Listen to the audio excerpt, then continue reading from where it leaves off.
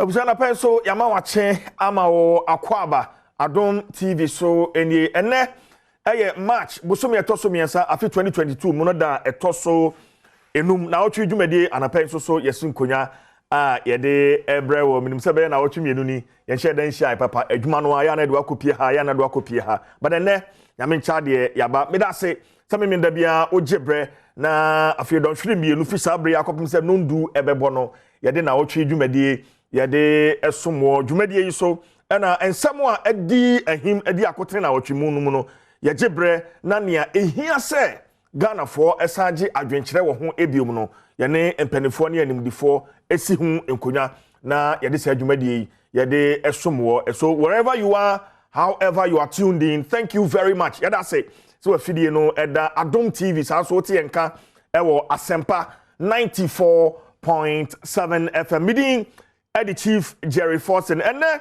eye 5th March na say ochanya me Adom a 6th March na Ghana Oman Kron Ghana yenya mfie aduosia enum 65 years eti senka Ghana koye nipa enka wa bunku ntano na hwe kaba this time pension ena aka no so nyame adomo a oman wakurakura oman ya ema 65 years ochina nyame ye adomo a ye de saa afahye no ye de ehhehye so on behalf of my production team and the whole of multimedia yema Ghana fo nyina happy anniversary in advance, independence anniversary for that matter. Yempaibo and they say Nyagopo bekoso a ekura woman na woman etimi ehunu yie yo wamayen empanifo a womo woman hu adwene pa wamayen aban a obeba abedwene woman hu na afei woman etimi afa ne ntoma pa de efra nti wochena yedisa adwumaso no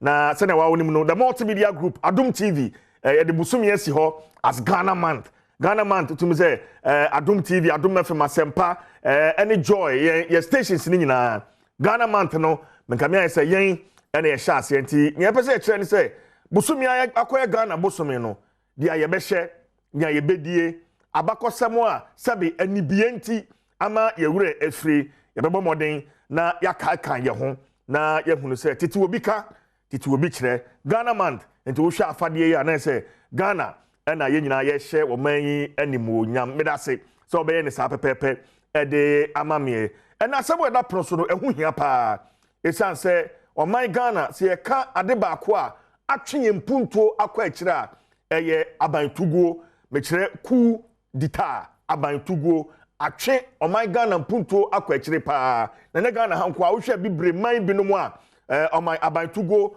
aha adwene yie papa na aban yi ba ye pressure aba aban ne so niema a enko yie memu kura no fix the country efrimu aba pressure niema bo ekosoro o hwe petrol bo o hwe cedi to dollar rate ene niema bi ekeke ka ho a na se aman ni mu ayehia ne sa asa o hyew ni nyina no eko aban no eso enso so aban no ne kasa o wonkyeremu a wode ema kire nkenka covid yi ni trade de unya boss a na aban no the covid no etutu no ho se covid no na ama ne bebre agensemo since 2016 and 2017 aban ebaye up to date pressure bebre na akọ aban no eso ebu ba ko na nsenya eku a efre Solidarity Governance Forum efre nhyiamu ne abroni fre no lecture de adwenkyere bi etudwa na emu Professor Raymond Atuguba ene kasa was our lecture yi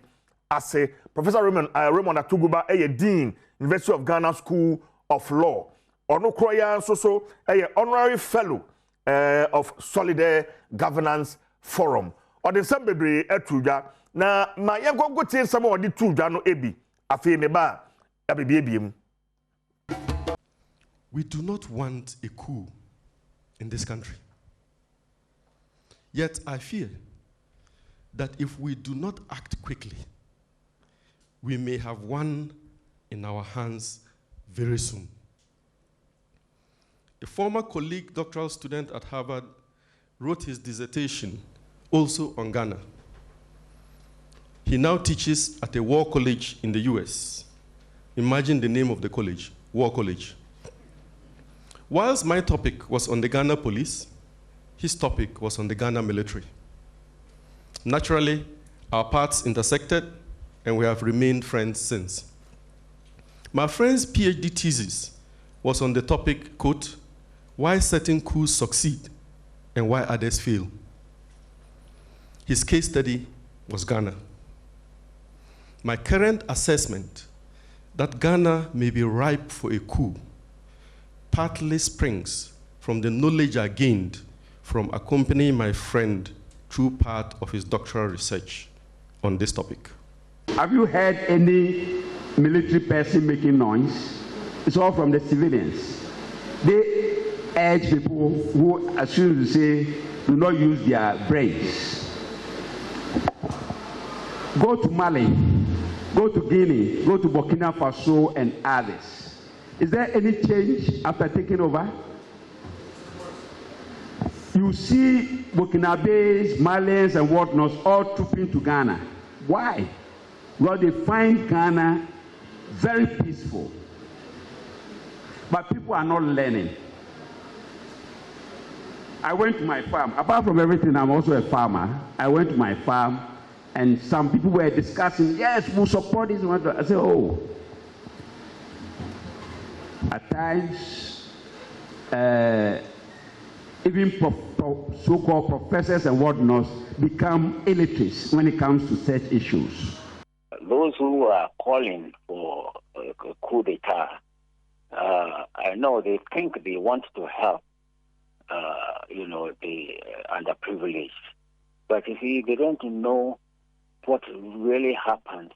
They haven't had experience of a coup d'etat, so they really don't know what actually takes place.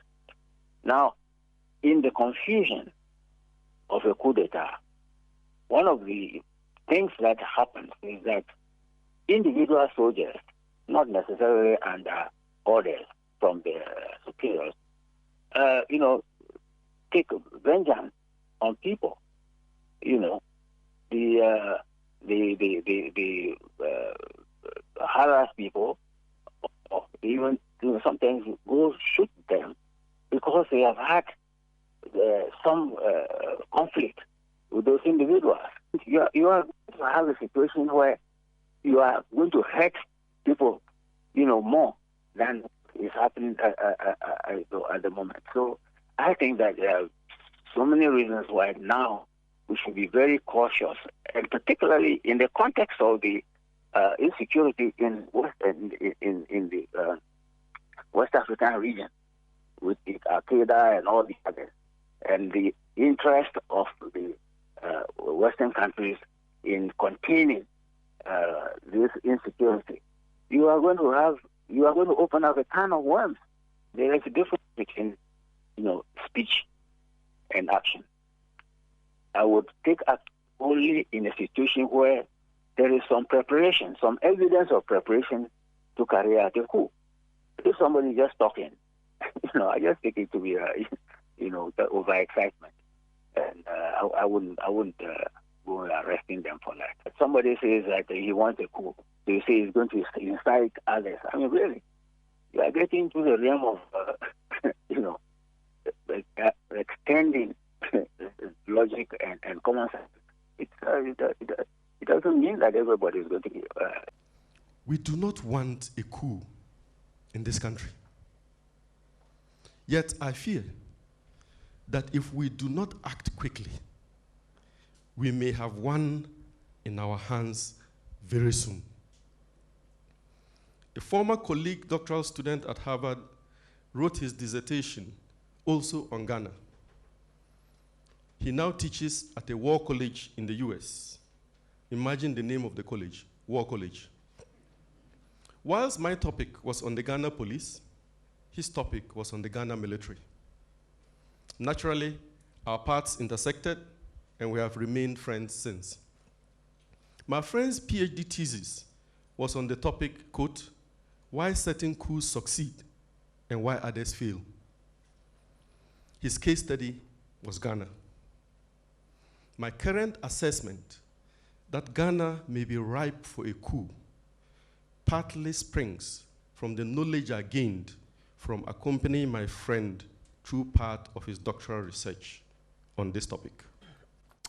Right. Enti yakot share videos ahodo beye miensa Professor Raymond Atuguba ne de ne auditu ya na fei Commander Dakon so na fei Ura Ubeda Samwa Commodore Dakon na fei Ura Ubeda Samwa omo nyina wo adwenkyere a differ from near Professor Raymond Atuguba de etu ya no now say yekoye chikakra Ghana ha Coup ana abantugo asiwa ha mpe beye mfa say 9 February 1966, January 1972, June 1979, December 1981. Sabi wamu nyini wamu fie kwa ni mu de wamu nyina no wamu nim sane na Ghana ha etie abantugo no baaye no but na pay dwumadi yiso asemo epese ebisa ne se wo hwede ekoso Ghana ha ene nia binum frɛ no se kroma ya hye niema enkoyi a aso is Ghana ripe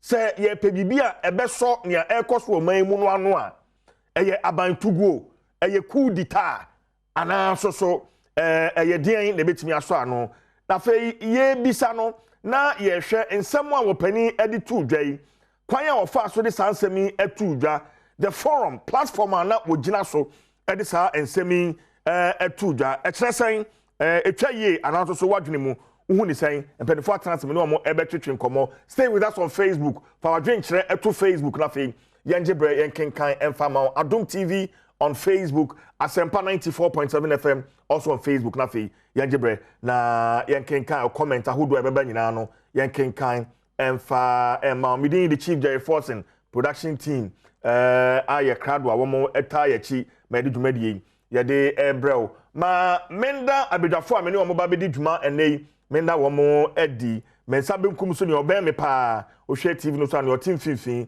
eye miami wo for rapport boaten eba no bible ho nsem a wabene mu pa rapport boaten de onye nipa foforo ewo Nnawotwe dwumadie eso me kai pa se ye hyase o man ne o mo share Nnawotwe dwumadie no ase no rapport boaten eka ho Robertin ye mo akwaba afa ni odi ho eye miami nua Ampoma Dallas oye epoya mantem kasamafo Edema NDC Amayekuo no Eastern Regional Communication Officer of the NDC. Dallas, bibi aboko.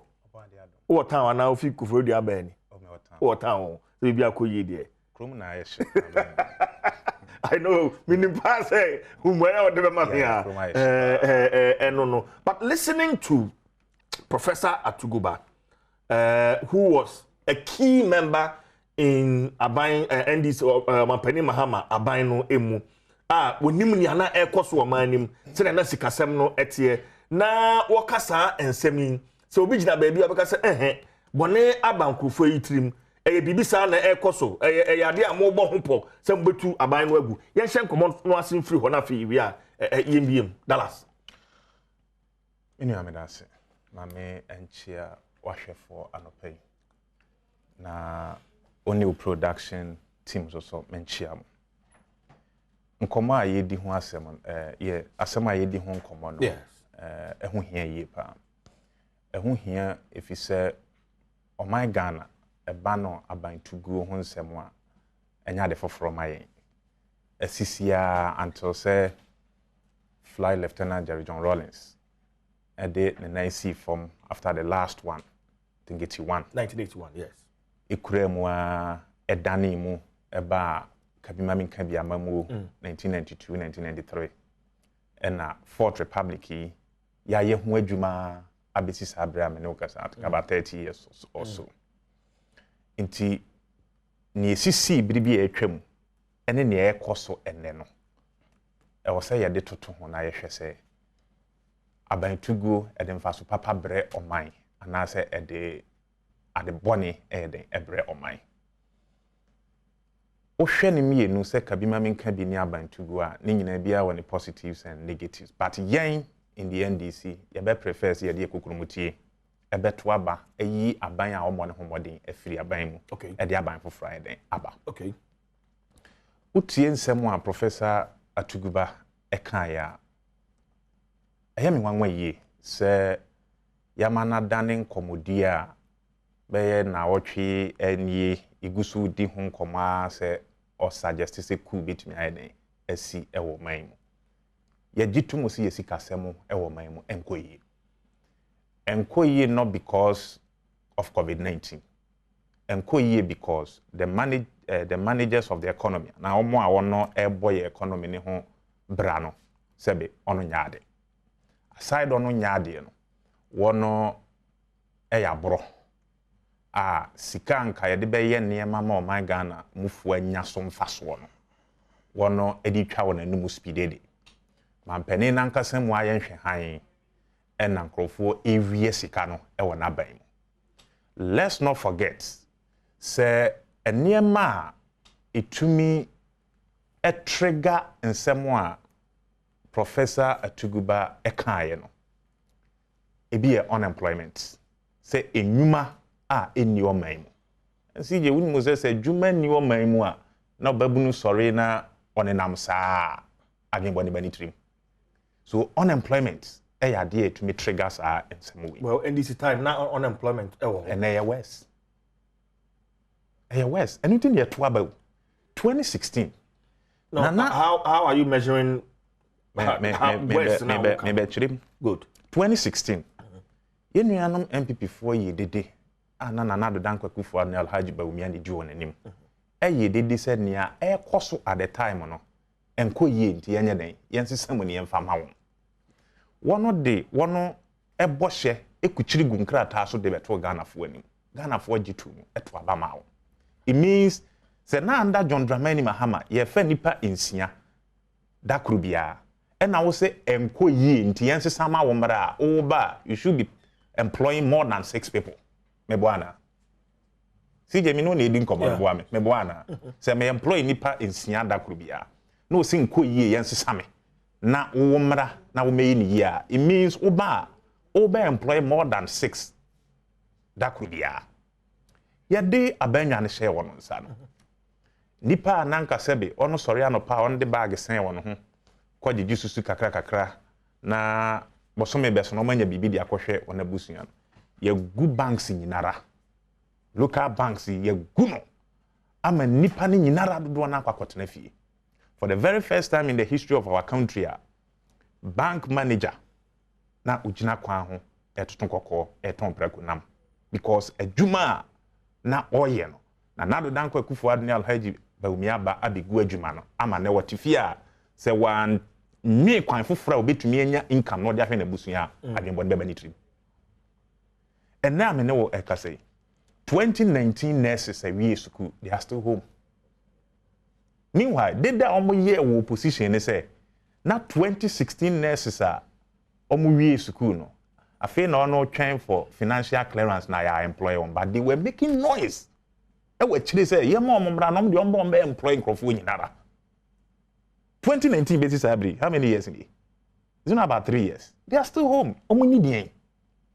Eti a teacher force one wie school from the colleges. And this abanya breso. Uwie school no ano, you get posted.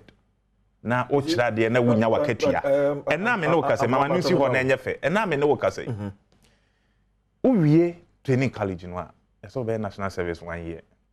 Uwie national service 1 year no a, o san control licensure exams. The licensure exams na teacher for na come yate as say, aban determines the number of people I was here then. Omo pass it and sign it, ya employ them.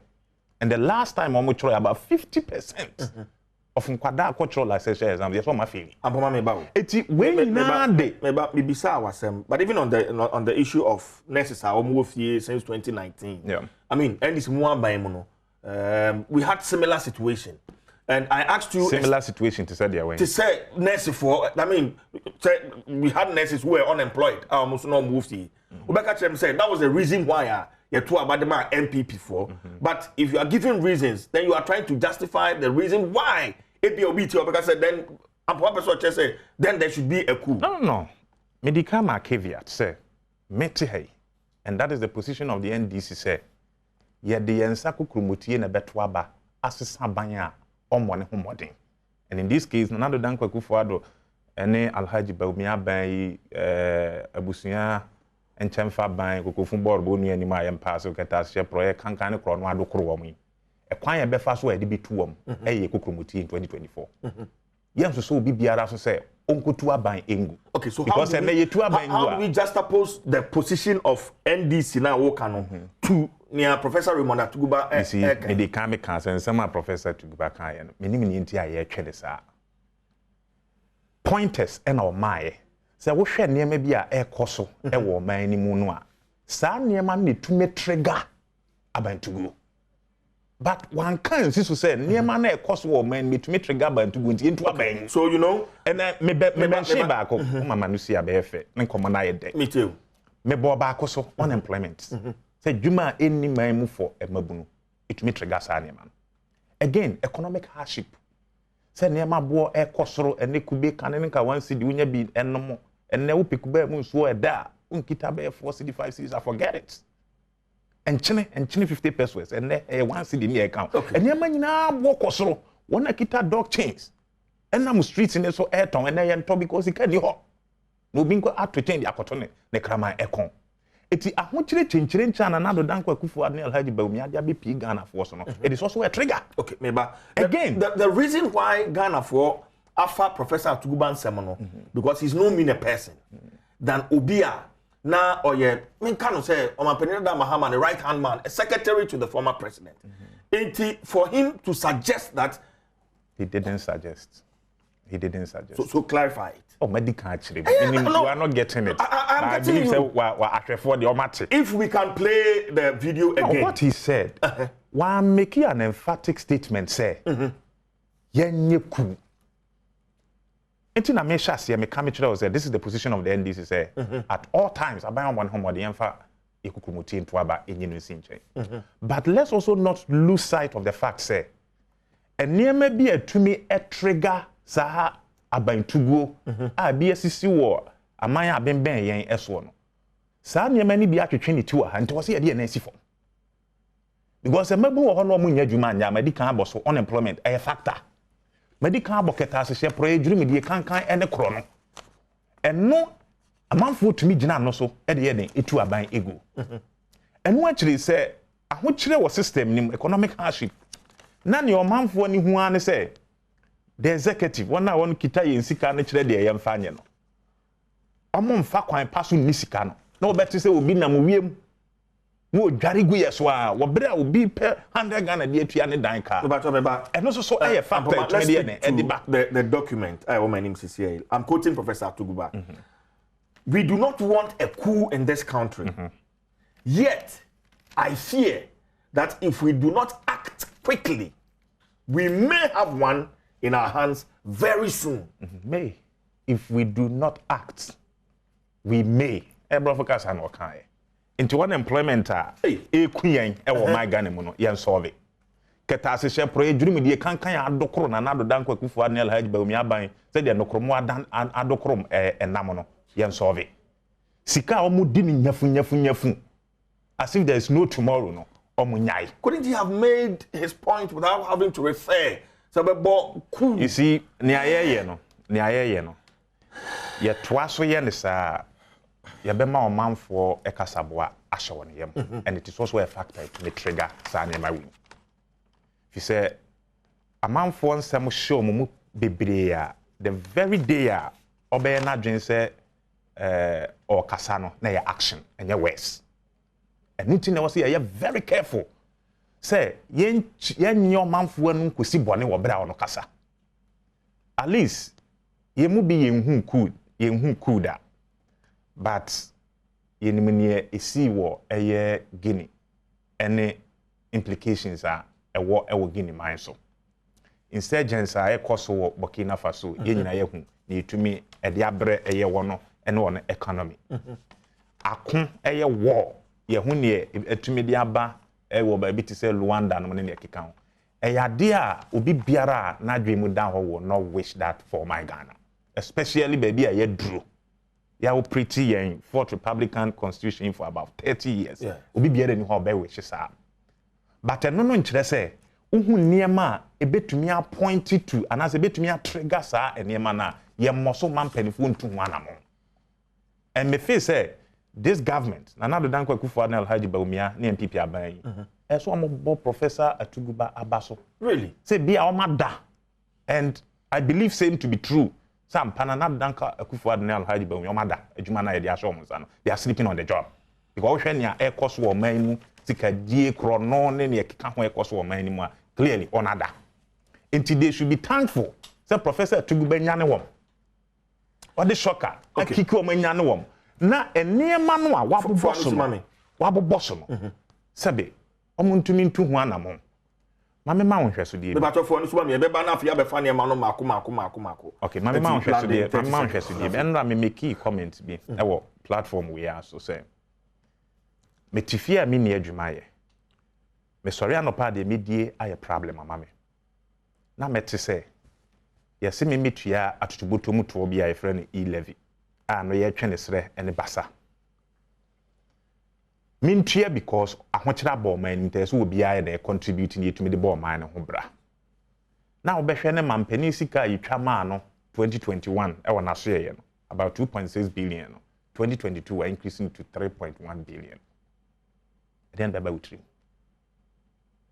so these are some of the things as on mine I was here very careful na sika eba on mine ni mo no the very things I was say the year to me the year to say the na John Dramani Mahama no hospitals akwan school adan creating jobs me patro me ba o government overspending enya de foforo wona me adwene sa enya de foforo but this is the very first time in the history of our country yes ho kyera ba ye increase your budget allocation to office of government machinery when we were overspending during the NDC era no mama I'm speaking to facts me say I'm speaking to facts from 2.6 billion to 3.1 billion even see that enra me make mention of a year contingency from 186 million in 2021 to 993 million in 2022 that last me that say and the quote page B I think 273 page near 252 rather okay we'll be back my producer project na I'll check let's share a trimodin some and another for a coup d'etat o share near you know explanations are unu akuma dala said me ya drew ho e betu abanyagu onu me be ya adwen say ye ne dikan amenchia ahwefo ne atiefo na afei menchia denchraman nse odefo bwampinsi mokokura omo ebie yahemfie mienu e wodunkwa ene dwokwa no nti yesre denchirafo gina se obi biala obetimi anya kwan ma sa adwumadie ye ona ofri ho mi free ba kofodua fija ase na mi free ba mienu na miensa ba denchraman mu na mi fu no I see enti no yesre se obi biala enka denchra omoaye omonyɛ mo ana yentimi enkokora ye nana odefo bwampinsi mo toso miensa toso bio menchia menuanom a ewokofodua fija ase eni menuanom a mo abrochiri ititro ne Paris ye ndie ka ne Paris but what dey ka no Paris enti no mechia wo mo nyina na me ba wasam so no fodua for na antekura be kwa mo mate me ba wasam so no obusa se Ghana Bruce to amaiwo question na asem a obusa na yasem kese na ne tie ne se bambon hye de untimi nka se we 100% secure nti obi antimi ntu aban mu nti woda awada bambon hye dru ba bia etimi to chima nti ubu ani gu nsem so a ebefa wase na nsen nche US omo hye democracy atsem sachepa Trump nkofo uhuniom koye wo Capitol Hill se na bi nsi da nti nka abeka se America se nyom mutie nti ebibi sa betimi esi efunu wo mu nti uyi obi a ote bambon hye yase a sima ba akokora imbu yani enden engu bambon hye yase ku betimi esi Ghana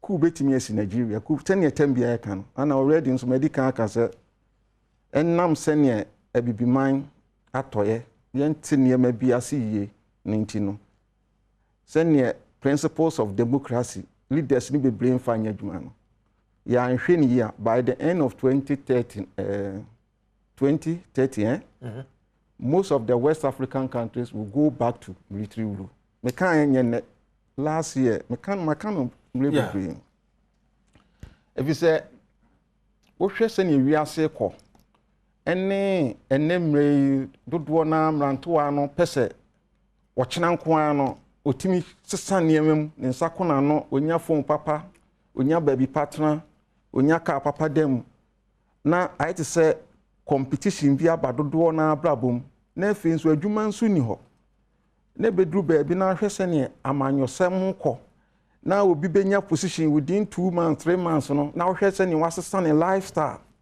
or spendi asabi onwene ho enam sika no sabi enya ne die ntino na saa ne man ketenkete ni nyina ekoso no bibisa ebetimi esi ntino ubusami a meka cross Ghana yente heaven sabi asojafo na ewo ho no unim obi atrim individuals no nso na omo ho no unim obi atrim big boys no nso na omo ho no ye kan big boys a omo sponsor Coup d'etat ewo West Africa ha unim obi atrim even though enim say no omo adwen say ye kura mpo de omo mpese bibisa abiso but untimi enhu obi atrim. Okay, what about thing wo nim de etie Commodore Dakum or Kasano was say enka the talk of war enka every military for crowd on emra, but in this case as a civilians ni momo and a one more eka coup asem na make nya war coup asem na make eno no o gene say nyetie ne say enye sojafo na omo ka coup asem na ye civilians enye sojafo na free coup na ma menkyra wade ba akọ metio men coup ankasa ne de ye ka coup asema se coup wuti ase wuti coup ase yes coup ase fa ne say de ka nipa brabo coup ti say obi pa stroke achew because ana coup word no etie kire say stroke of state te say ni stroke achew nti coup kra de nya de e wo say ye den se nipadua no ajojo se stroke achi nipadua no a se ni ojojo no fa ajojo ana nipadua ni nyina ajojo nti say stroke chi wo man na so fa wadwen hwe se ne be ye that is coup na coup pa no ansa na coup beba no yes sabi asrafo no sorry ya no my factors bebre but train fa ko classroom kakra train factors bebre e maku ba obi wo kra tribe bi owom ebi ana ne tribe bi na di akonwa no ana obeye coup na omo marginalize other tribe into onu nso fin say ene me nso me tribe no e wose me yeden me ba baby tribalism esem ewo coup sem obi wo kra pese obe revenge keke oba no be tu aban na otesunugu no revenge obe ba abitu aban na gu so what you say ye ba ne ye hunu nansen na economic factors no ye de ewo ho se ne eniema enkuko yie Ghana say your experience was anima but eno na me ye nhwehwemu kakra me hu say some of the factors are me hu hardships ahokere say a band economic corruption nepotism eno an ya kan was cronyism eno ho asem na nepotism no de battery a eno nti no wo de ye mra ye kra ye Ghana ha ye first coup d'etat ye experience ye onipa olidi ye no ye kotoka no mo ne kotoka free fa 1966 okay me kra ye mo anwa still I da so wo kotoka din e wo airport e kire se Ghana kra sabi ko bi kra ku kra so so obi ba na o gina airport wo ba kire airport akotoka no so busa ni din a obi obetu obeye coup etu your first president egu ye abengu ye de ni din abo ho ne ye so so nka hu nya kwase be so so yi free ho kra I was sabre ya ye ka coup asem KNDC ni MPP wo mu nyina ye twobo demonstration nko yi sa din ni free ho eno mu demonstrate to we as say coup de ye nso so wo Ghana ha enso da so bo ho back to wasam no wo hwe ekwan a omo fa so omo tu nkroma ne nsem omo kan I hope say wo omo se Kwame Nkrumah ye den o mismanage o man no ahokyeraba efe nso waka kyera staff woni se obetimi am o makọ Africa ba bia akoye den akọkọ ntọkwa defend ne ofre no liberation war on se no o peso bi ko Congo no mo ne ade o mo kan sa asem ni nyina efe nso wo se Kwame Nkrumah 88 a o man no efa ahodie so prevention is it PDA or what? Yeah. PDA. Preventive Detention Act. Sansem no enyina no mdi gina so no mdi yede. Omdi tu Kwame Nkrumah. Ana omo efa kwan bi so a tra akonwa so be 2 years. E bandi CPP for. Uko bo CPP din kura itimi chew. so kotena ya ye saa kopim tama amkofa omo egu mranimu ese efedi obi a betimi ayede ate party bedema okote party no okote justice party or so no now National Alliance something I've forgotten. Oni Buzia and a contest Progress Party. Or no elusu ya no cry was a almost National Assembly. Almost we CPP in cross. Yes, I bandi good dema. Yeah. What you say? Yeah. O share a champion so coup obey ya. The same thing. Excuse or the man, you know. And no o share you a kufu. Unse kufu ye Palace School. Kufu or Palace School. Yeah. O two a champion.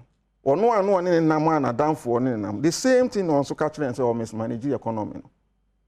You will roll and say buy. Or year in the 15th May uprising now, I'm successful. Then some ben or kind of honor. You didn't call a Okujina tribunal or no Cassan. The same thing or year or kind. Or more bad June 4 no. The same some I know me then or more kind. Or Sanko run home by 1981. Obey you the same on some. And someone or Mujina so the Yaku and Nanukure woman say, Ansan a coup beba pan. Do any na we ain't more a yet for and a fret as laugh for civilians and a fret soldier for no some mumla.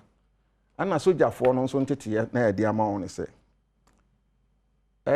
O mine esi omo stresso o man no pa wohwemu ayo modia anything na Ghana say we ma obeye president kra na won share soja taade da moment e beto abama won abeba beye president ye flow commander in chief of the Ghana Armed Forces e kire wo say amefo ni nyina no omo epanyin no eno na kire wo say o man no ya amefo dia amefo nso tete ne say o man no na omo bo ho ban enti onipa bi a wo ye otamfo ma o man no de wo ye otamfo ma amefo nje wo say e de ye ba wo so. Enti se wo bedi akonya na principles of democracy no fa anya adwuma wo tietia nkofo fa ahodie so sika no nko a wo nko a wafa te se akwa bi oba Equatorial Guinea friend Ngwami o se samra efe Central Bank ayi no kra governor no ku no ko first kan na kogu na kura ase wo be ye sa na ema ni bi wo de wabusuafo nko a o tribe a wo mu o nko a na de opushi won so na wo se sika no adwuma untimi nkreti adwuma amanfo osu obi ka kasa nso a no waso ne mene ompese obi abe kasa omu se sa ne man na koso na timamufo hya so ye kasa ye mpa ban no na ekoso na ebi ye demonstration na ye dan ya hwe asrafo okay ye nko Guinea na esi Guinea nansen yen sisi asodafo no na wo mo edi oman no eso but from wo unim de kakra wo nim no eye omanfo no na fiase agitate ana sojafo na omufia omutu sa anamon no eye omanfo na ne tense ku bia nso besi a ehon popo ye ba because military intelligence and say defense intelligence o mo peke o hwe asimi got ade na before say ABK be ebe no ABK Mali asem na make yes corruption tribalism so mismanagement na ekoso nyanya asem keto and you be two aban go first and sana omo sign aba kaze tam on ba ya omo ba pedua sekura na me criticize say ni kwan say invite Coup for no omo ye den no omo ba say ba nsa na say o she Coup for obit ba bia o she ni kwan say ono so ye bia be so o hwese ne ekoso a the same thing na wo hwe Guinea die no hwe Guinea die ne ekoso ade ba konso a aya hadwen un say group ba bia ku ne afre bibi say self coup d'etat ye election kura na edru ba bia na opese wo sesa mamra no na ka no nko a na ono atena so na efe wa enti Guinea die no nso no wo hwe afakonde na eniema Lasana Conte eye editia no eno na opese wo ye de oye obese san constitution no otieti amanfo fa ahudie so etichi nkofo gu ho ese economy no enti nkofo hya ase esu nso say na demonstration nkete bi ikoso enti eno ana ma asrafo no ye de enya akukuduro be de ebetu aban no gu oba Burkina Faso similar things esisi ye oh o share president ni spending timi kotoka akra ma o nana di ni birthday a o bra bi asrafo mpabo akra o mo de hye akoko amni etu ebifu akon ebi ni ho akade ebi ni ho enti o hwe Coup d'etat sa ne ma ni nyina me fa nko back akra in the 90s Sierra Leone say o hwe tema Valentine Strasser betu aban no momogu ye na hwe osoma on so mo nkokoko sa be na for the sanko ahase organizing nkofo obi o mo kokko no etuo kura mo kwatora bi a wotokora na nto so on be ka kiro se fa bibra wo de wo ani je na ope enu nti no wo ye saa ne ma ni nyina na economy ne nso nye na temamufu osu ya on betu aban na egu enti no factors ne dawso okay factors ne dawso ana obi anso ntimi nka se ne man nkofo tu aban egu no ye hu bi wo Ghana ha obi bi enu on mo be ka se be Ghana ye nya soro abofo obi nka se ye hu bi wo Ghana ha nipa ku bi obeka sa na woni ye ani no nka no kore enti mi fin se no kure wom na wose ye ka ye kura nyame aye Adom yatimi kasa ho ba bi ho a wonto hwe wo be hu anu bum na ba wo kasa ho a na ban no take steps a eboa since obey din na abeto but Nnawotwe, before I go to Ampamadalas not me bisa no nipa oka sa ensem ye ne ye je don hwere mienu na ye de abobo ho na ehunu na ebesua de afiri mu yi nipa ban ene ni nimdi a wo ene dwuma a wadi wo aban a atwam platform and a forum a ojina so ka asem no bi kura no bi kura say the center of fair chire na ukoti aban ne na so say oh in fact nyame huhu no ya hwe ni ya say ni na bia ebesie na bia for we no be person score political point nti ma me nyina ha ne fa camera nti mi so na me nkama Ghana ne wiase nyina ante say na eba besie any was a police for an answer by before 2-1 na mobi send your former wokokan here and or trimming Nnawotwe en 70 million nyepe former de no anyway no enyepe ma ye hunu so before wokan ya or say if you don't act quickly we may have one on our hand and just say Coup beba send your debia kan Coup betimi asi and just say Coup besi ensonso yegum ntetem ya me kasa me se ya hwe ni ye a Coup betimi asi ya nye soro abofo ana niema esisi baabi bebre ma Coup esisi no Ghana ha wontimi kase ba akokora nsi Ghana but Nnawotwe ye boy ye kabi ma me nka bi ho ban no ensem a ye ka se kabi ma me nka bi anti se minimpa se me pa na me gina radio so na me ka asase mi ya kabade sanka mete ha Nnawotwe David asem na wokan ye no enya dia eye kokko no obo eye kokkobo na mom wo ya makai engwem asem ni bi edru ba bi no kotora gini hodom where the bit is intellectual I can create me jail with 30 years because paranoid is setting in ma who did the president na tema na aka so bi kura aka so aka set ya na itimi jail with 30 years and now say who threaten president na ye chill near sentence to a death, your man death penalty. Any kwansi ye hum bi wa Ghana ha. Into obi keka se Coup no de kan sama. Me no. Me fin say on kan busesem bia.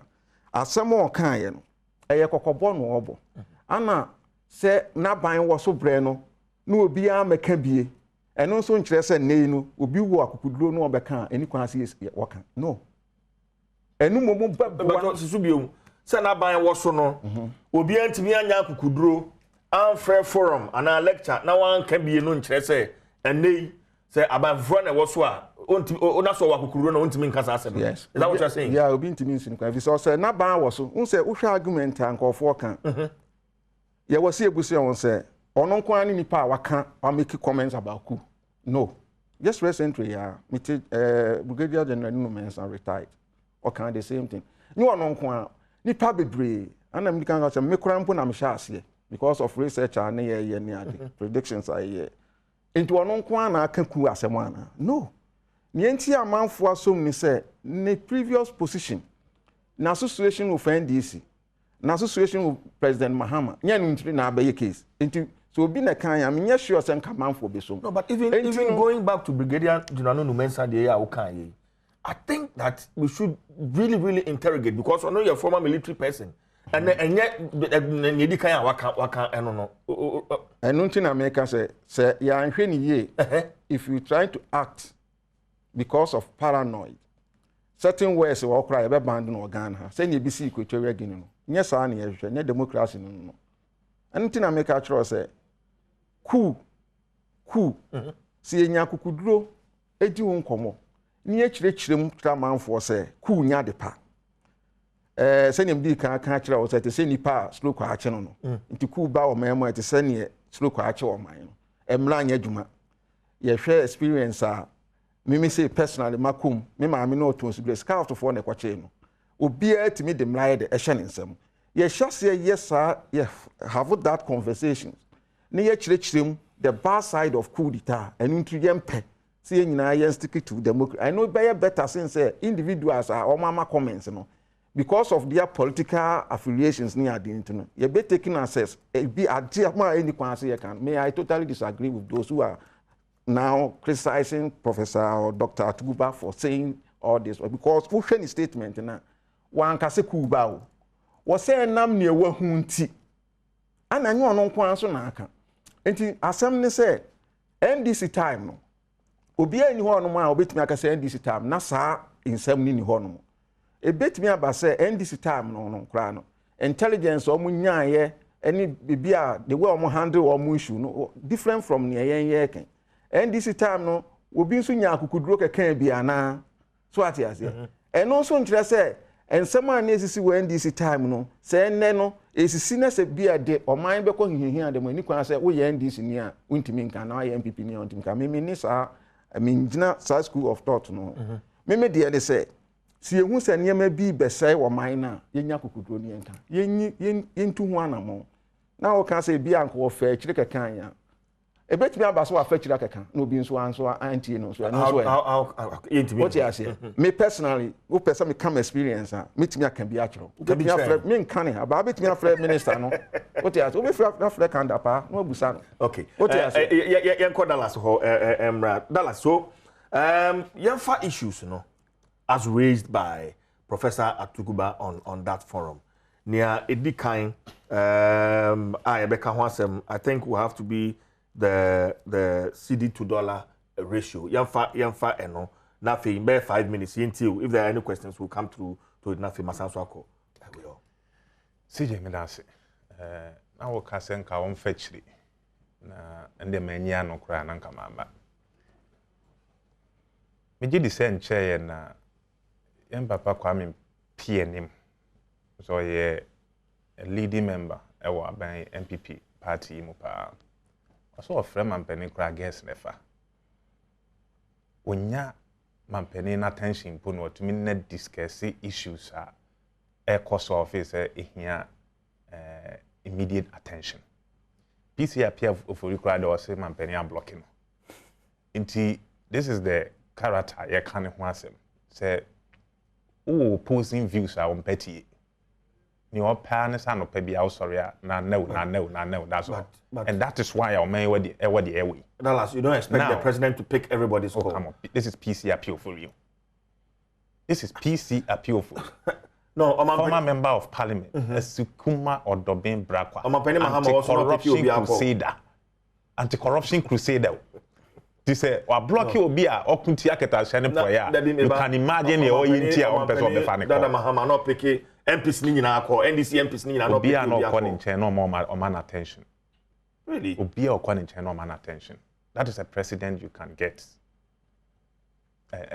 You can't get. But even apart from that, there are ways of getting through to the president. So when you one-on-one, there are elements around the president you can as conduit. Many ni say obi to say Kwame PNM. I was say ofa Gabi Asaro da akoso anzan we hu na nado dangwa kufuado. But what the person because he's a leading member of the NPP. And you may have to go through somebody. Menya Kwame PNM. Many ni say metia se see here, you know. A leading member of your party to say be to be kwache. Honorable, pese wo hunu His Excellency John Dramani Mahama. Obeko through Obi Azan. Eastern Regional Communication Officer of the NDC. Yeah, I'm a regional officer. Into some I'll pass through my national officer to see him. But I'm talking about leading member. Kwame PNM. Brano ho na gabi mo ni ho. Ti se onompo no friend man fa. You can imagine, say Professor Atuguba fra ho na befa. Me ni ayenkoso. So Professor Atuguba bo CD any dollar no. Yeah. Eso. From John Ajikum Kufuor Abreso, His Excellency. Or your redenomination was a Ghana Isikano. Inti within a year and a half, Ufria Baimono. Na Wakita Ghana Isikano, I think 1 CD, 20 pesos. Na Odi Akoto a year dollar. Fast forward about His Excellency John Dramani Mahama. Yifra Baimono. Na CD no. Se ukita 4 CDs, 20 pesos and I will be $1. And no na Dr. Mahmoud Baumia, Nasa Alhaji Baumia, or your lectures be brave or my Ganemuha, Okasa what kind crowd you lose count. It demonize His Excellency John Dramani Mahama Abino. Ma Ghana 40 years Abina Tesson Abon, the Entwa Benini Aba in Friso, no mombra. In fact, Omo be drew yeno, or can say, said the old winning dear, ewo sikasem and toto ye hono. Obedru ya pe wetumi actually sidina na ejane actually no de na to prison. Aloke no, amana ono kwa cells, aloke no. E de safua na ma IGP kura amene safua no. Until there is no way CD no betumi ayede ejane ebi 4 CD 20 pesos. And then me no ka say. Just in 2019, na CD net depreciated about 14%. And now you can say, so we kita 7 CDs, I think 80 pesos now being $1. From 4 CD 20 pesos. No, I dia safwa kura GPA meneno, and they 7.8. What are the implications? Business is a no kita 200 Ghana cedis.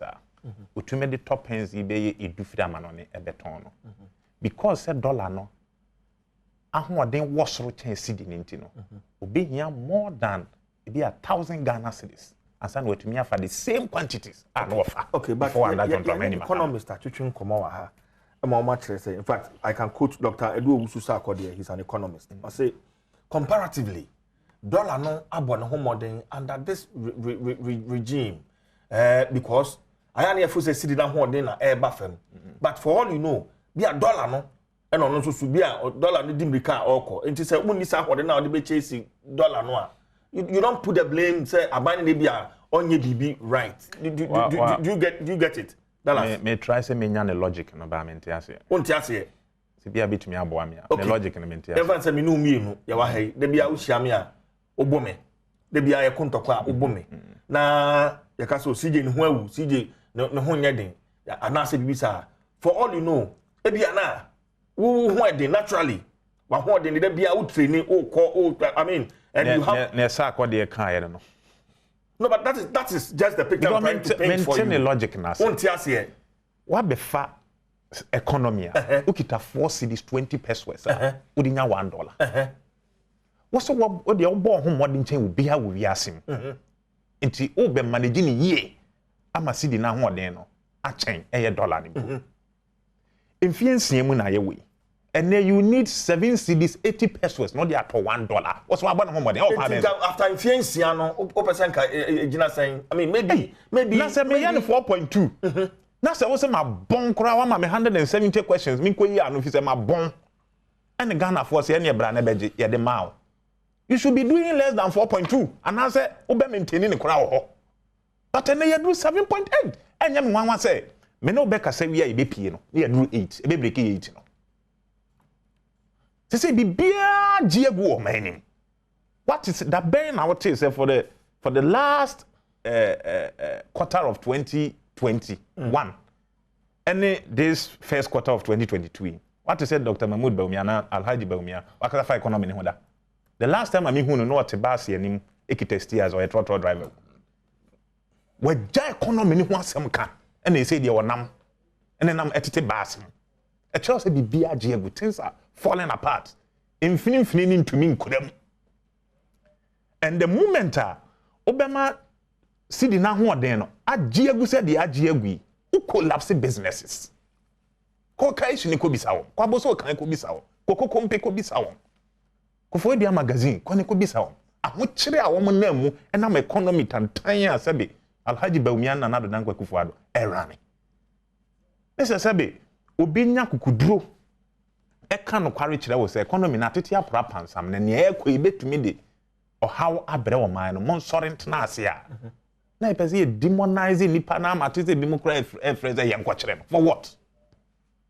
again what kind prices of goods and services are ekosoro ehun me no gasa isije na me call filling station say me call fill me tank under John Dramani Mahama na a liter of petrol was around 3 cedis 60 pesos ma filling am say ma shaky car na fill kra no 150 Ghana cedis e was say hema and then me no say a liter of petrol a breaky 8 cedis no say me call fill the same car no minkita almost 500 Ghana cedis a enyema wose sa ben ya bone homoden ana wo fi Pluto ni ba nra ana ne ye hunu wo man mo ne wo hunu bi LPG ana ukita 14 kg eye cylinder no a ukọ filia under John Dramani Mahama wo so wa filia mana ye makra no 50 Ghana no amaso no de ko no enne se unkita 140 Ghana cedis a enyema 140 Ghana ne kra no ne standard o se wo pese eye mabro sa you need about 170 Ghana and san wa fill 14.5 kg cylinder gas no na the moment a obema gas bo aye den sen no implications ni bi ni abaya aba echo from Jerry Rawlings shape project bi asese you can't say me say when the last tree dies the last man also dies iti enipa ye nam ho aye kobei no enua eboa ye pa ema itumi enyini ye enya ahoden de ye nnwuma e wo se ye de yo nto mo she project bi asese enua ye twa no ye various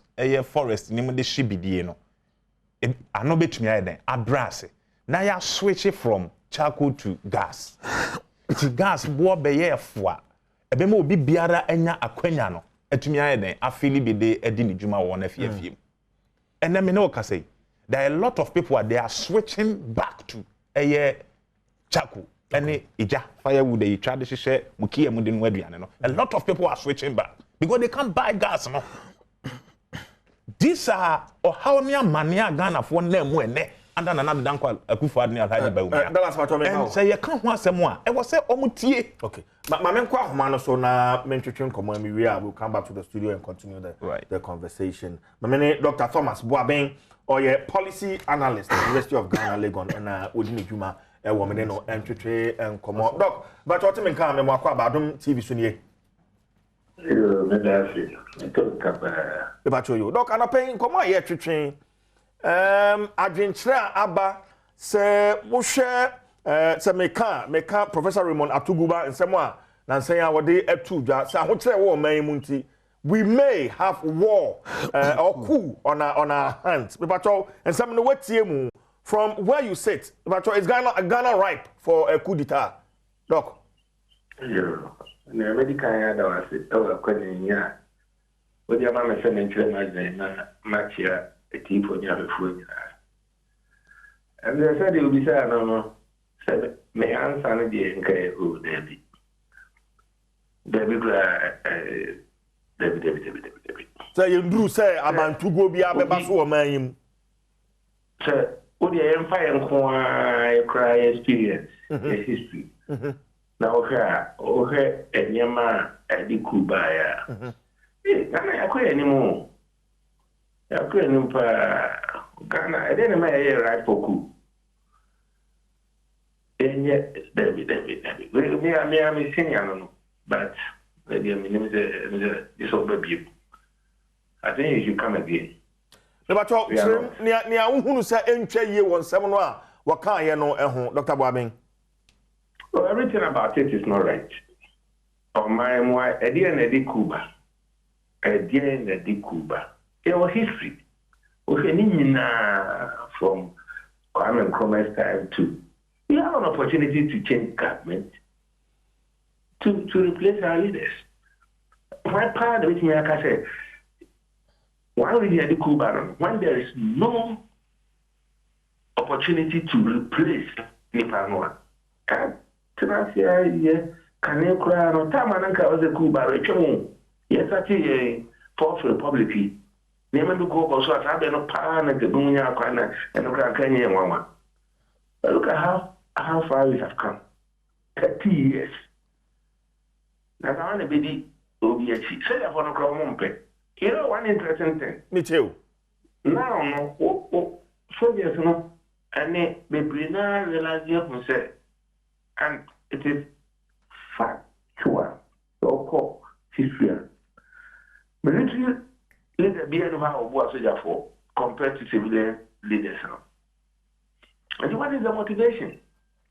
And you know, I don't know. Me idea a man prof.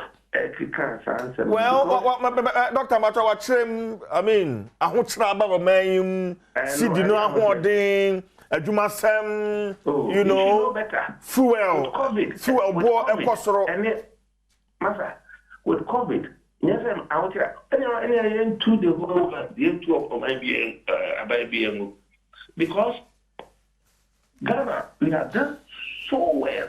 I'm not saying this in support of the NDP government.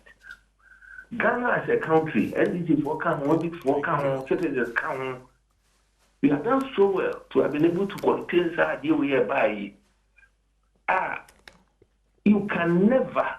Mother, as someone seen a jet of you now share, whether what you mean, that comfortably said, and I can feel when she here. And you know, oh baby, I never find a woman I had anything. As I am Ghana for you share lessons. And now, if you be on 10. If you be on 10. But in your sanity, and I want to buy anything. May know as a lecturer, you strike. Medical doctors will be appearing so, but to be aware, very rational, reasonable. But what you want to say, if you ain't buy,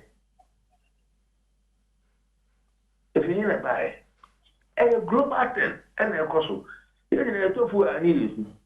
But Russia and Ukraine, I did a better than what it was. So, and you know, young mom pie say, could be a radical boy and then your mother call from Kakra. Now, see, I have to see him maybe. But, and Ghana is not ready. Although I ready, I don't think me ready, and I say, oh, to be ready, and I say there are conditions enough, so we can have to wait. Not enough when you answer the no. Okay, but Dr. Boabing, as I said, Coup, you are there, say, yeah, what the train. Must we be ready for Coup? No. What I mean is, and you might be British here. What you say, okay, history na Coup ne beba, Maya, what you say, or mine, psyche, money, idea, no beer, we did say, who crab away there, with it. But now, dear, and I'm even surprised. Say, Papa, not to make Coup crowd. Now, I'm for your buffa. Near Church of Bontania, I did Kakra, near negotiating with it for any meaningful Ghanaian or maybe Coup. But I'm saying, Nania fee. Here will be a meso, my comment in Kakra. And now, Grandma was in and I'm a birthday. Oh, happy belated birthday, Doc. Yeah, I will Coup here, yes. On Cuba, I think, not the Kakra. And you memoir then. Oh, may not catch my catcher, but wait away. Let's just go strike. Yes. And you memoir then. But you memoir then, no. A didn't cry, you know, and one interesting thing I when I said, yeah, prepare ground, so no, to a mouth. They say, yeah, be a say, I'm out for a say, no, man, a potoa, and I go for the quiet. Then this in the people, and this in the people, on a baby. This is about time I want to say, Saki, yeah, actually, say, oh, my no, I didn't get everything here. And the abua. Maybe Samia, I can say more than 10 things I don't like about the EcoSwap. They can't buy site. But that doesn't mean David. Okay. But not the machine and a kind of the MCE. Dr. Wabi Wadaroma, Ora Poboatin Waha, the Nini Domain, or a security expert. In fact, on the Wakan Fidie so, and yet Bako and Yemino. In fact, our boss Ako Konoa say the likelihood, say, you know, about to go Bessie or Maymuno, because your mind, civilians were ho, military forces so, Sako Kobono, Wabo, or no Nimbia or Bible Seminity, or the Sako Kobono, at the amount of mine. Mean to me, coming from, I mean, a security expert, and also imagine say, Bia, coming from a law, a dean of faculty now, on funny serious. Data bank, research bank, or our publishing. Likelihood, lady, a circle probability, no? The probability from 1 to 100. Yes. Well, when you see US, the whole US, who do you see it? Be Why do you have to contradict? But as you say, you do that point. I'm man for sorry, like anyone. About forever. Ghana, you caught democracy for 100 years, 200 years. The likelihood say be 8 years from the B and now from the B. Okay, Dr. Wabin Bato Jinasumami, Ura Boatin, looks like, Rebata, quickly enough, Dr. Wabin Enwi. All Casano say research ben my what you say. And if it's all Casano, Sanka say US Crano, or can be BBC. Means medical. So I will make you reference to no contradicting. What you say? No, let me finish my point here. What contradict to who see BB to me. But the point I was say, say, so therefore, by 2000, more than that, ultimately who will be at him. Another course said the Cuba no. A biam cast will move 5 or 10 won't be money now. In any class, so yes, cock sure say, Sabi Ghana yet have the angels into me. No. And near me, see, baby, I'm a Cuba. Any near my young experience, I yenya. A free 1966 Horban. Still a BCC. Near what's the TS and say, a see, near Nene is see da. And it's all the general cast a coon to mean see what Ghana, and a coon to mean to be a beer. Ne beer, sabe, 1 10 year maybe I see ye. If you say, last year, Mecano or UTV, time I'm here prediction say Coup is West African. Mr. Ashanti region, or pa, so one or Chadia, or pa, on far penny paper, no, okay, on Tinsy Crew. Ashanti region, Ubu say ni pattern as someone. Emu 80 someone highly disappointed. What you mention? Our bang. Okay. Say ni pa 8 emu 4 say 2024 aban krom ye den omon 2 bio. Emu 2 nso say NDCO MPP omu nyina omba sebe omo behwe omo busua man na omu nyina duka da nti ene sojafo kra magi aban no nye. Wo hwe age bracket. We researcher wa ye ne na meka maka. Okay. I'm a binding pennyful be cry me new or moshia. Ushe age na or more cancer na the age bracket. Revolution by near more, Dodona, or more. Into 1 month say as ye, into one don't think say Coup sia, a bay okay. Send ye BSC Sudan, Arab Spring near I don't know, and no more motivation. One thing say a buyer na nay. Into so to be na case Ghana dear yasra buff will be being to me. To send you will be a 3-1 name. Okay. Dr. Wabi, ubisa data research awaye what trim for instance be a criminal kind or charges or cashier. That's my contradicting. Yes. Oh, yeah. What contradict to because my cousin you went to cry every day. Yes. Or might be now contradict to the question only say Ghana and you pen swap and I'm or maybe you could be yes, but then I know the best one. And the matter men contradicting what you're talking me. I said, idea, I said, a dear in the minimum idea. And if I was any age, Mac Acheka crowd, 5 years with him. I know many security aspects, but my security who you make a Christian park. O data now, what the bar one channel. I did make answer, we are researcher. Over only years and copy money. Near another platform near discussing. What's all crash and radio? What he said, tenor. And happy.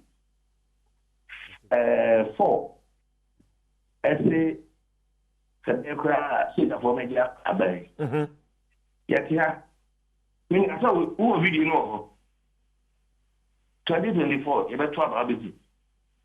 And yet, a dear now question. I don't know. 2024 about one then ABC. Dr. Boabin, I be our friend. But it's a cram 2024 then ABC. Let me find video no to home 2024 yabo. There's no way. And so I was saying, me new Ghana kwaju say here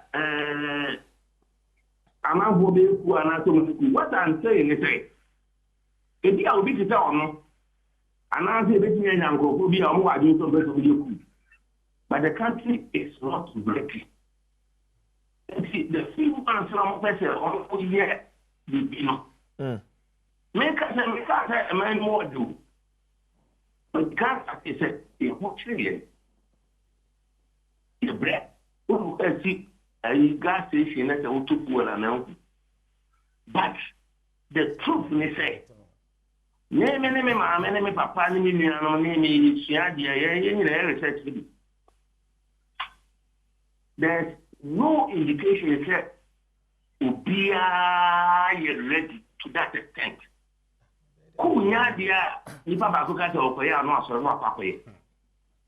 No. And you know, say, oh, that's a view of her. On family, and I understand. I see, on being a crank, I see a woman father. Okay. Dr. Boabin, if I told me, Joe Quino, na ye kabi mamin kabi, ye pese shemu kinane ye bon hombino. And some be say, on your platform, no wajina so, now waka on your platform, now wajina so, na waka. How do we protect our democracy? Democracy, no, I want. And you're running about democracy. I on my man. Ghana for some kind of mon pa. Yeah, then, to Ghana for they decided to say, oh my. But to protect our democracy, you know, the make sure that we have open, transparent way of changing our leaders. Open one. Again, as as well, but see, 2022, yeah, you go to the it's one of the best ways I make media protect it. The also mean anything Kaibenya, okay, I'm paying for edit fairness, equality, the enya to be a deserve. Now, they are opportunity. Our mind in every unless any idea clearly no a criminal. If we're able to put these things in place, they have been very one say Nipano, the crown will be there for an idea among and I said, yeah, Ubukula 4 years. Now they are children, and now president here 4 years now they are children. Now it means I don't know we are.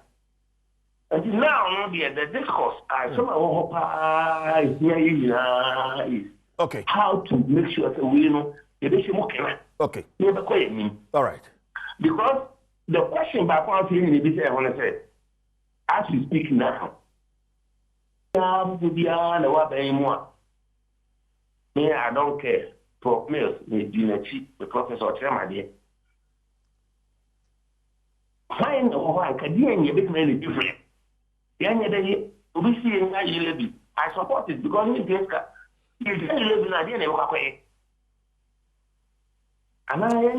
okay. These are the things we should be discussing. All right. Coup,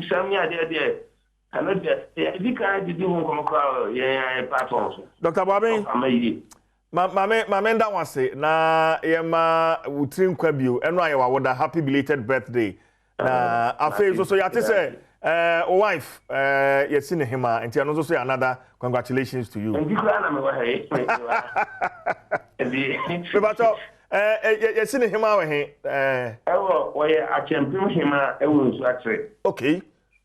Yes. But bon konya din na fei mani trim kwa na yemfa nkomo ni nsi. Medebema we we kire. We ya pesa wankazanga uka. Wankazanga kanama oyire ni trim kwa Dr. Boabin. Eti na che say a champem hima owo nsu atre anambua. Medase pa Dr. Thomas Boabin. Thank you very much. As always ye manana hima so trim kwa. Ye manana hima so etrim kwa. Ye da say Dr. Thomas Boabin ye policy analyst University of Ghana. Legon and you know atwetwe enkomo na otwe dwumadi esu ne the chief Jerry Forson naturally Adom TV Asampa 94.7 FM na otwe dwumadi ne eguso ede bre o the chief Jerry Forson obetimi aframe CJ in fact enkomo no aye de pa me di say yesua ne ma bebre ewo me ne ora Paul Boateng ne menua Ampoma Dallas na ye twetwe enkomo. There are lots of your Facebook comments ebrepem Melkin can be ede amama me just meet me afabako mienu ebia Ike Jojo Chikwao or say watch this, most political analysts, political lecturers, security analysts with tree backgrounds and names will always support this pure tree ethnic party in government.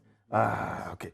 On the audio banano. Dr. Babazam also CJ, an opposition party should be telling Ghanaians their alternatives, but not Coup or IMF. NDC never again. And Dr. Babazam and so the Amayen or Facebook. Dillis Esther Bwampong. Or say, don't you know that the whole world, the economy is changing? Come to UK and see everything has been increased to 70%. Dillis on. Oh, I see. Dillis. Ora Boateng so chiapa. And anana ponsa bediako. Or CJ. America of all people are printing more dollars to sustain their economy. Does Dallas know the consequences of printing more currency into your economy? Nana amponsa bediako. And a day and also so a brain. Facebook. Efia Odame or say, boy, you Ghanaians have a problem, always judging people rough. Adom, and also there or they abandoned. So there are still lots of your comments here, Benjamin Afiakin kind. Yeah, Asana Yakofa, Dr. Boabin. Na, Mr. Dr. Boabin, yes, just a PhD holder. Nyameka say, Mr. Professor Atuguba Kasa, ama. Yeah, can't hold some moreover in terms of non so per se or Bekasabi because mitie no and some more can attributing your hardship need to COVID. No, Professor Kasa, Doctor Intimi. That's what I'm saying because the Obeka, you know, sebi. Now, CJ, the BIA Union MPP for I know say he's a disappointed member of the NPP. Oh yeah. Please. I know. Me say, before 2020 election, I spoke to Dr. Thomas Boabin in his capacity as... Me say, before 2020 elections, interviews are why you will radio swinging now. Some of us need any baby original. And senne interviews. It is senne. Why disappointed in the NPP? onya kukudru. No, please. No, but the last thing I would encourage is for you to attack. I'm not attacking my resource person. I'm not attacking him. The American say, Nensemona obeka factually inaccurate. Say COVID na ma ye ho akire and I'll prove to you. Krata kitami. Just about 7 sectorial analysis of Ghana economy no before COVID rule our my Ghana in March source 2021 budget and the 2016 budget and ya gleaning information no every. Now before COVID ebebo my March 2020 no offer sector bit is a construction sector no in 2016 na minimum was 8.4% or how much more 3.9. By 2019 before COVID no na a shrink atiako form to negative 8.5%. Offer bibi to say interest payments. Sika na yedi tria besia yebo ehunsi ho. In 2016, near the Ghana sika 11.5 billion and the tria eye insi ho eye besia yebo hunsi ho. By 2019, near the 37 billion and the tria sika eye je ho insi ho. Offer currency depreciation. 2016, currency need depreciated about 9.9%. By 2019, net depreciated by 12.7%. Just these 3 sectors, actually I was say, before COVID era or my Ghana in 2020 March, Nana Nado Danko Kufuad Niel Haji Baumia, or my mismanage economy dada. The beer COVID, my COVID trinkwa. Because yeah, what done the new hip boy, be beer COVID, won't mean it is COVID. Okay? COVID abe boa o my Ghana. I mean, say enya Ghana nko. Me say COVID abe boa o my Ghana. Abe boa o my Ghana rather. COVID no. Ebe boa o my Ghana rather. Multimedia ha mo we. CJ. March 2020 a COVID ne buy. Ba jo mo taxes am tua ma GRE for mu dia. You were still paying your taxes. Yeah. Income tax a Ghana dwumayefo tua, omugusu tua. Okoport ho a ye de niam ba port ho wantumi antua no na Kisibuafo says, what the near man ba say ye car went to me and to confiscate here. Then before the ama guess na said Omotosono. Omuni oh Yamina make a Kisibuafo. Also side chicks now Omotosono na cars na man for a brew no mu. Aba went to me and to your duty no. Omon de momuchi. It's COVID no, e buy no. IMF Emma Ghana $2 billion. World Bank Emma Ghana about $434 million. Mrashe begafo ma eye na nado danko akufuad ni Alhaji Baumia mo akwanya se omo nko Bank of Ghana nko je 10 billion. Ehwehwemu okra kire say approve at 10 billion e de ma won. They ended up taking 20 billion from the Bank of Ghana. Enu akire no. Eye stabilization fund a etikese a oda so da ye John Dramani Mahama. Aban kreti ye say ye wa yusika ne ma ye ni. Yemfa bi nto ho na oye ne ba yetumi dia bo man no ho bra no okoyi mu 250 million na woji se sika nyina de bigu economy nim wo bra COVID aba na wo lock in crime kaso ani Kumasi down for 2 weeks. First week one aduane bia, the second week I won aduane for just 1 week no CJ. So what the expenses no 54 million. What the call Ghana sika that then 540 billion for a mugari. Just 1 week. Then you ask yourself, does it mean that Ghana need to be an entry back within that week? Nana?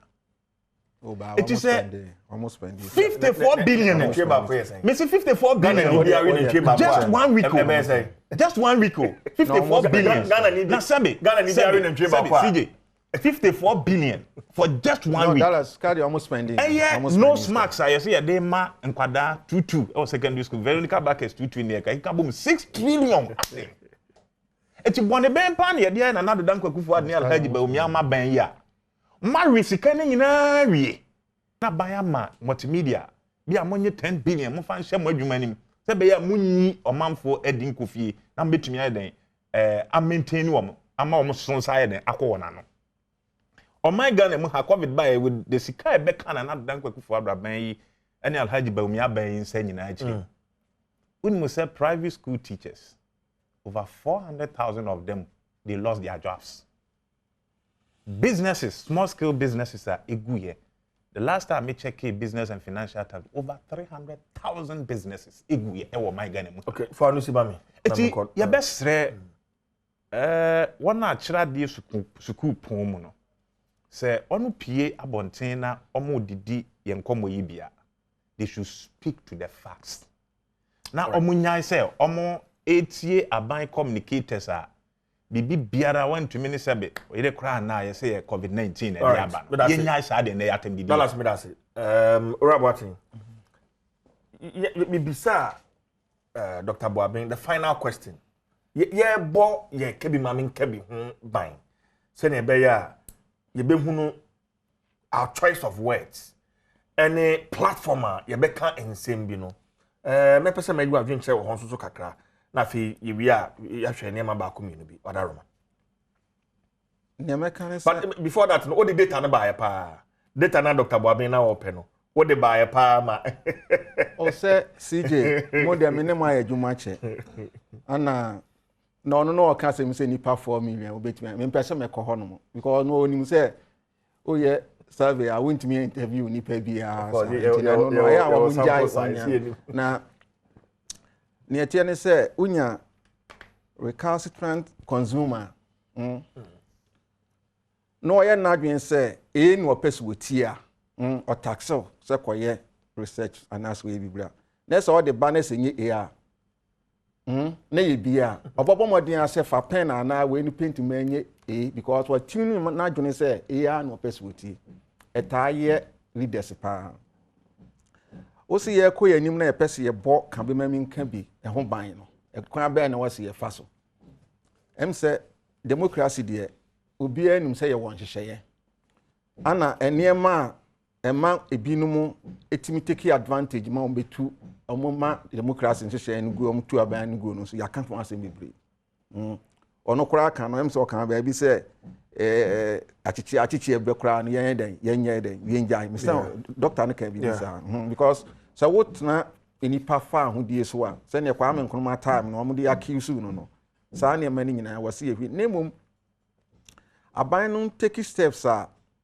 ontie ne ekeka nkomo a yedi nyina ontie na sopem na on take steps a ebetimi aboa ne etimi aye enema a ebetwi nipa bibli adwen free saa conversation no especially mu media so obetimi use I'm expecting class obetimi organize Coup ema eba ye ka ho asem so na which avenue for chop do na ti ase say enhyehyeye na yaji atom ninie ye constitution ni say na kire entino senye tie bia ebehia ahohyeso na bleni du a yetimi akoto aba say ne ye pe no ne ye de ama no yetimi ye nkyerɛkyerɛ ni ye na dodo na agitum a se Coup osodia ni kura akɔfa etuo no ye Coup na temamufo an support na ono odi ni namu mrika ba ede ebedwane ye mfikyerɛ ya Africa se bisi general gates oten nka ohun ye civilians ye no mpamo no odwane kote ekuro bi wo mo ni Liberia border our friend kriko ekuro ketewa bi so ho no kote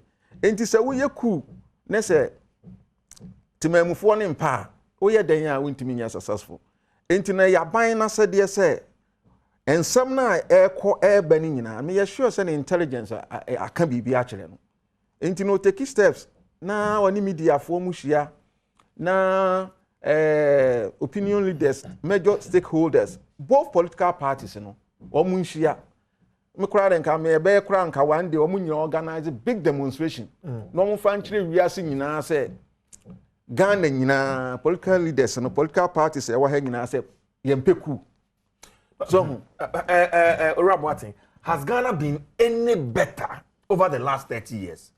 The last 30 years, actually, wow, sha. Said the modern movie has Ghana been any better? Sana mi hunu. Yeah. Send him the can send him my to grace car to phone a betchen. Anna, if you say a share kabima min can be, I'm manual same. Yes. Mentra care munko do be me and can't them say careful, didn't end up quentin feeder.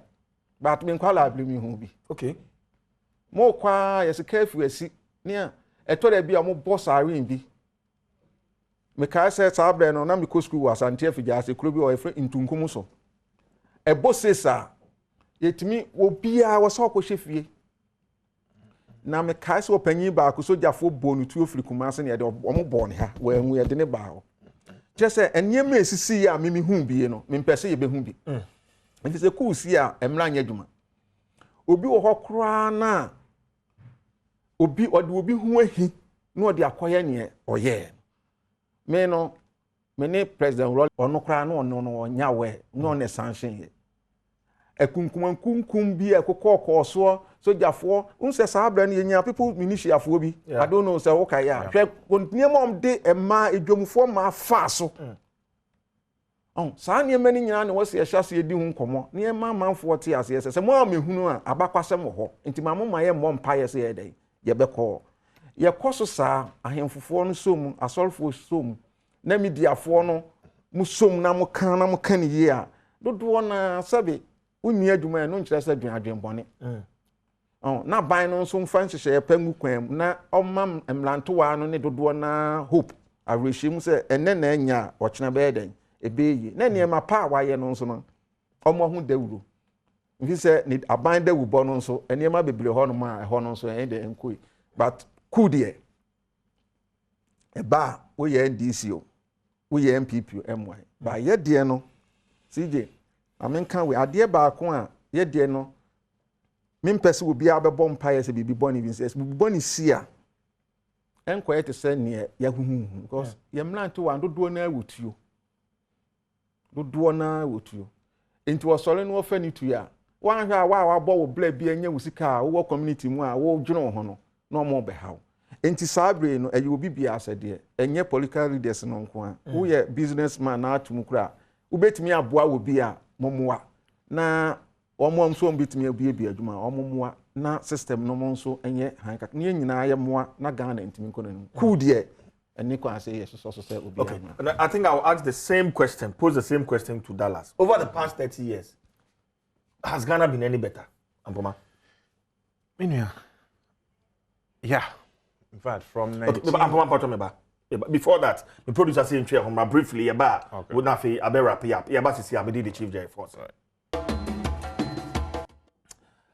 But as is what trying Adom TV Suni Asempa 94.7 FM now choose you media good bro and chibia na yeah wrap up. Na media do honor na so ye de at 12. So but answer na be kono na Dallas mebisa wasemo na wanu guso a wo mame emwaye over the past 30 years. Sebe na usakura no am gidi se wakenkan ngumemu a ehunu wo de toto ho a has Ghana been any better? Dallas inu anema ehase sesae free 1993 ebai say ya the constitution is that year adwuma if 1993 anema sesan wo fa no media freedom kra no a ye move drum pempenso bi a ye repeal criminal libel law no sebe ya bibi koso a sentrofo bitumi aka na saban be sakra na adwuna na se be inform electorate no ama ono to aba on be hu ba bi yeso me den ono etuko to ubun kompon ko hwe wachi na wo di besi be 2016 na be hu se mpuntu bebre ye den e baaye e woda front eno achire no wo hwe mpuntu because ije kane no at least ye be hu ye na mobile phones akita manfo no o de to kwabra ne kon ho a je o de kashiri kan ho anzan wetumi ya den asoa but every economy say o man no e developing ne akeka ho hospitals ECC ya kwan mpuntuo e hyase a na e koso o man Ghana mu ha na manfo nso enya rehire mu say at least sika ye gold ne ye timber ne ye kan de kwama no ne sika ne ma ye de ye bibi ma eso e banfa so ma o man Ghana na nya ya dwen ye free so ne say and I am not being political. That is the reality on the ground. If it 2017, ABC Sabriya me ne wakasei, and a man on all fronts. Why are political? Why are political? It's not being political. No. And so if it 2017, why are political? Because the moment.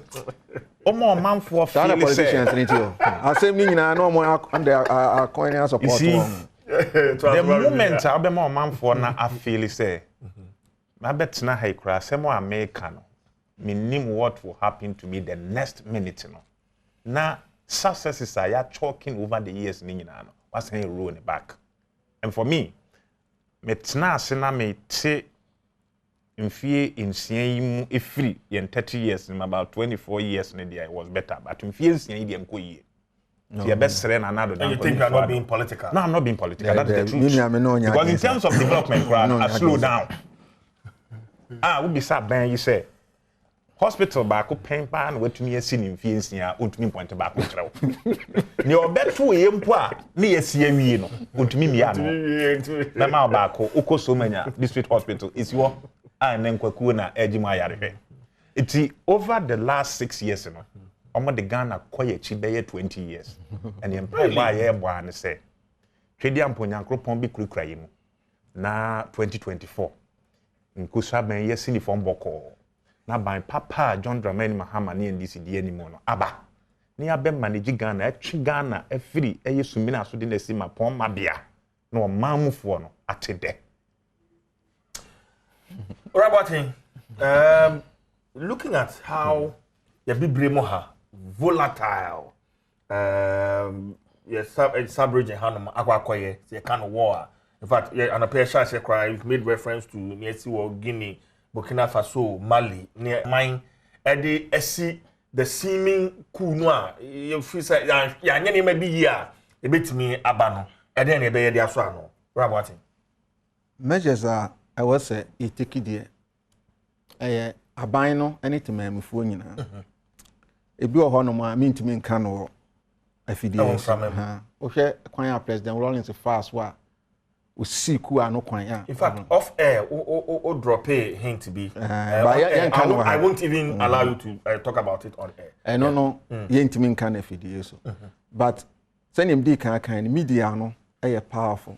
Nti I say aban no a bit me organize na say workshop bi na seminar bi kura na de mamu na enema bi a esefata we say moka sene ne esisisi bi no e betimi say ene afidie so kura e be yi a kire nkiri ma na omo amehu ne kire won say sei na bon ye mo frɛ na amuhu bi da no sei na mo anhwe ya mo frɛ amu benya ne ye nkɔ ne sa na afei akandie niema bi ehia sese odema bambofo nso onfa ma won patrol me with the kafra ochire na me adoma Ghana benya mfie aduosia no na ye di sa nkomo yi of course ye hunu bi pen ya nkomo a ye di afa ku hunu ye hunu bi ye hunu kra be ye mpre na ye hunu bi pen enti bato ya fafa homan na on the occasion of our 65th anniversary no say futu no ye nyina ye ntimi emfa bi fantu ekotodwem enti na America no ka be me de kra se nka wo chena no kra no kakotoka edi na ewo airport wo no ebetimi anka enko yimfiri ho ebetimi a yenko yimfiri na enkyere se yen Coup no nye yedu no yenso soso because so obi afre baabi no oba no obedu kotoka international airport a obi hu airport kasiese ye de ato nipa ndi obehwehwe nipa ne bag na efe yekobusa ya so won ebetu kwa amenkono ma ban gu ye ti yabo na baso ifi nse ntwa yi ti no aban ne mpanyimfo mo nya hyehye ni yi kotoka din ne yensesa no Free Ghana International Airport. Nefe yenye kabima minkabi no. Yekoye nim no kwale nie. Minimi nua dollars nya adwen se mfie kakre na atwe no. Yekoye nim. Ebianse yete ya ye kasai. Yekoye nim.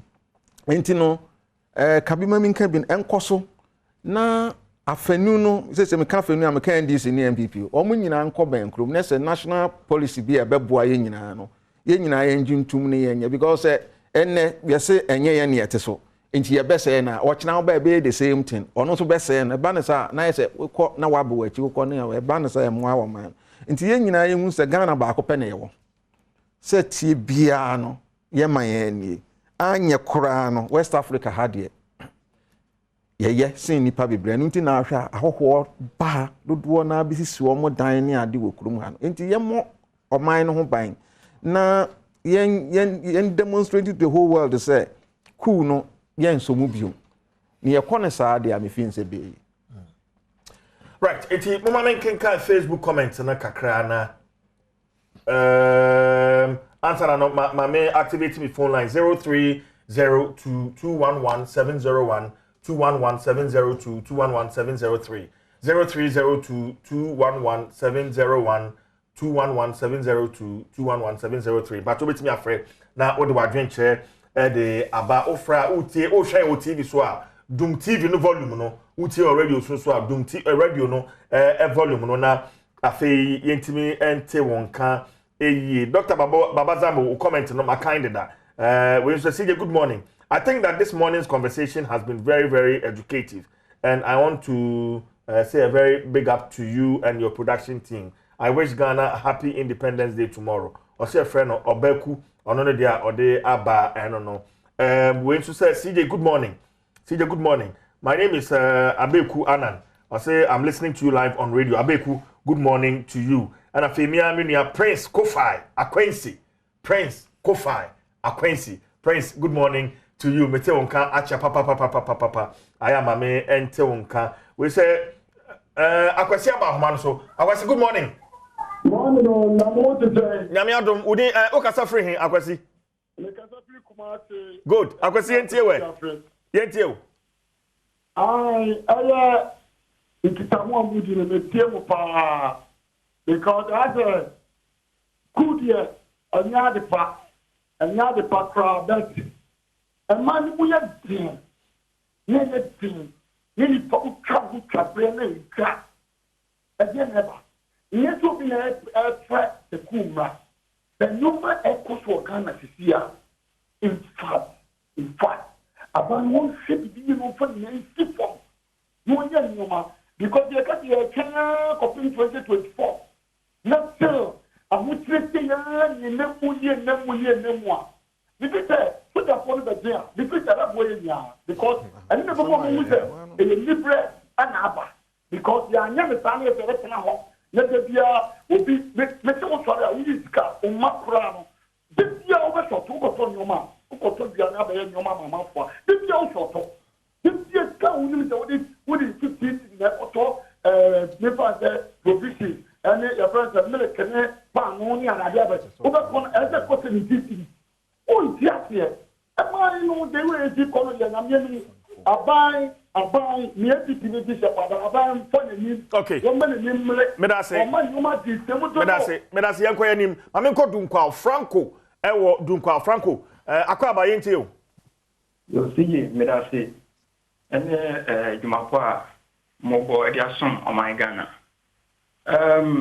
Sije kakra mekane se Doctor and Professor Atuguba na sama okan said ye si etwe na ye de konem se nchechirimu no ye pa na wabedwafo de atugwa esan se so sha ono omanioma ebetimi atrigger coup wankese coup ebeba o se nyoma we enetimi trigger coup ana nyoma no ebi yi neti entiye seven baby as I'm a political science student. Because school no, Miss military way kakra. Ye chire say coup esi Ghana na nioma edi coup ni buy no na we anyway.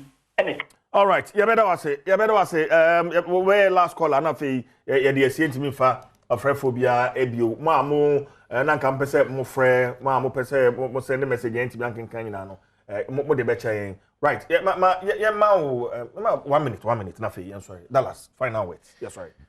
CJ, I'm here to mention Ghana di infinisia edusia edunum. Yes.